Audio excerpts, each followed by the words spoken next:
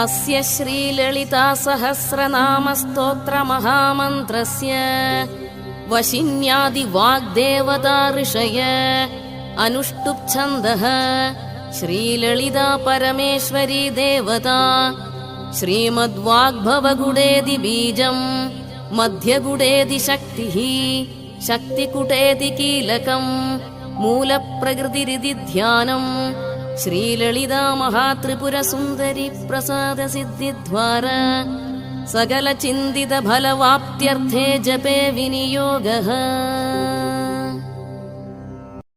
अस्य श्रीललिता सहस्रनामस्तोत्रमहामन्त्रस्य वशिन्यादिवाग्देवता ऋषय अनुष्टुप्छन्दः श्रीललिता परमेश्वरी देवता श्रीमद्वाग्भवगुडेदि बीजम् मध्यगुडेदि शक्तिः शक्तिकुटेदि कीलकम् मूलप्रकृतिरिति ध्यानम् श्रीललिता महात्रिपुरसुन्दरी प्रसादसिद्धिद्वार सकलचिन्तितफलवाप्त्यर्थे जपे विनियोगः।